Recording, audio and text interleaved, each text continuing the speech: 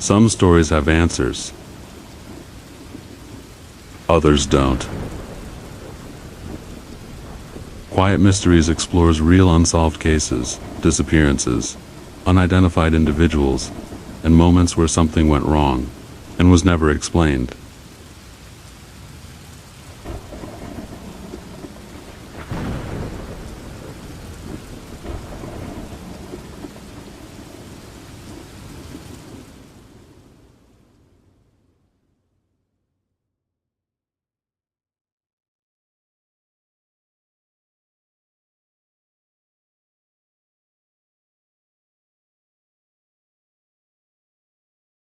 Some mysteries begin with violence.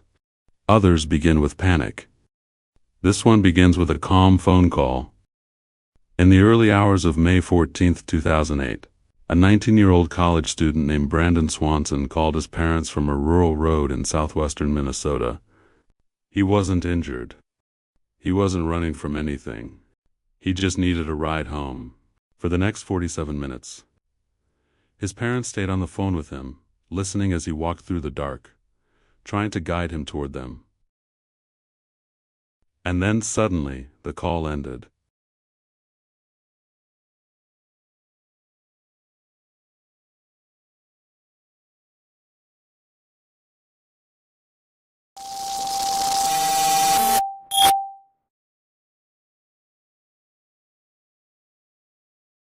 Brandon Swanson was 19 years old. He was a student at Minnesota West Community and Technical College, studying wind energy. Friends and family described him as responsible, friendly, and close with his parents.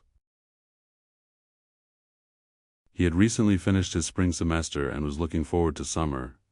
There was no indication that Brandon was planning to disappear, leave his life behind, or cut contact with anyone. He had future plans, obligations, and most importantly, he had a family he spoke to regularly.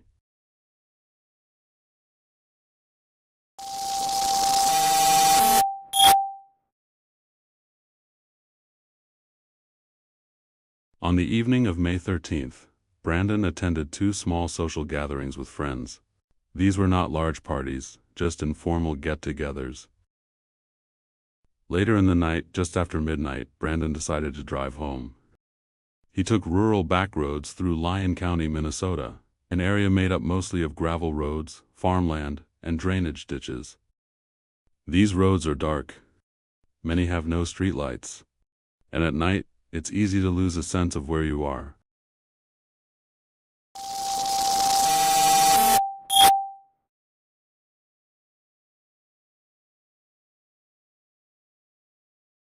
At some point during the drive, Brandon's car drifted into a shallow ditch off a gravel road.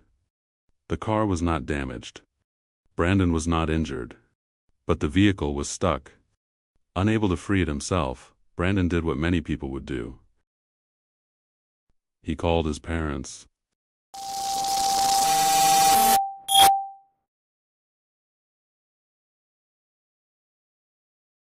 At approximately 1:45 a.m., Brandon called his parents, Brian and Annette Swanson. They agreed to come get him immediately. They asked him to stay on the phone while they drove toward him.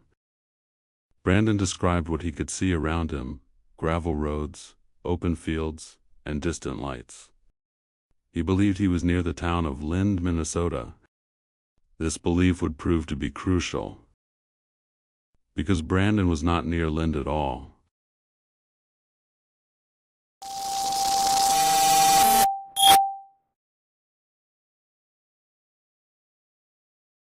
In reality, Brandon's car was located near the town of Taunton, more than 20 miles from Lind. This meant that, while Brandon's parents were driving toward Lind, Brandon was walking in a completely different area. Neither side realized this at the time. They tried to locate each other by flashing their headlights towards one another, but neither could see the other. As minutes passed, frustration set in, but not panic. According to his parents, Brandon remained calm and conversational.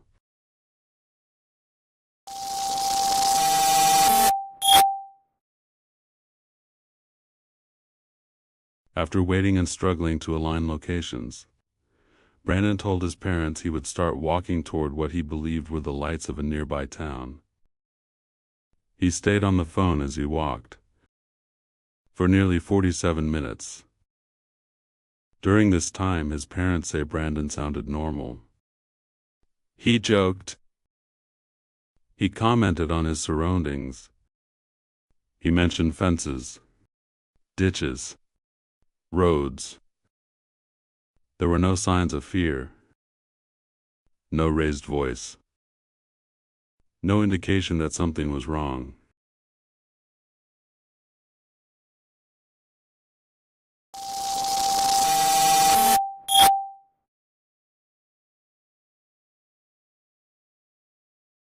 And then, without warning, everything changed. In the middle of the call, Brandon suddenly said 2 words. "Oh sh!" The line went dead. His parents immediately tried calling back. The phone rang, but Brandon never answered again. Those 2 words were the last thing anyone ever heard from him.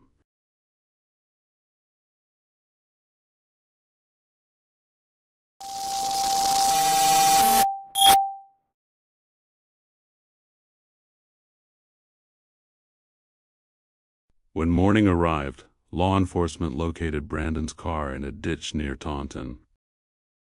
The car was locked. Nothing appeared disturbed. Search teams were deployed across the surrounding area.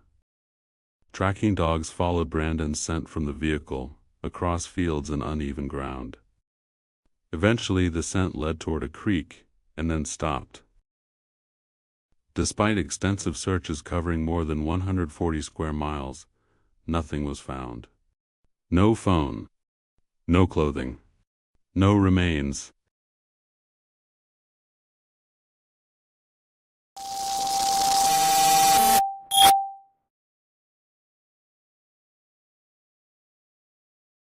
Over the years, many theories have been discussed. Some believe Brandon may have fallen into water or rough terrain in the dark. Others question how nothing was ever recovered.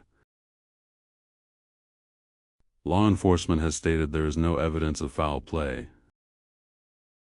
But there is also no explanation that fully accounts for what happened. The truth is simple and unsettling. We don't know.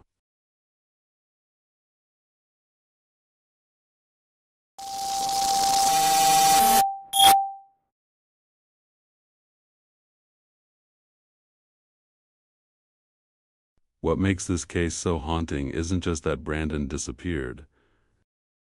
It's that we can hear the moment something went wrong. A calm voice. A normal conversation. And then silence.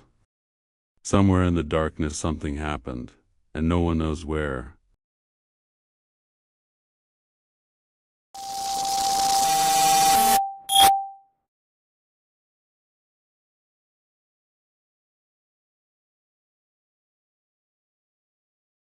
Brandon Swanson was 19 years old. His disappearance remains unsolved.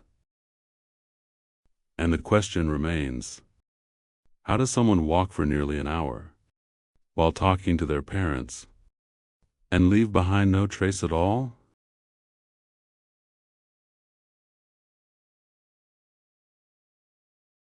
Somewhere, the truth still exists. But for now, this story remains unanswered.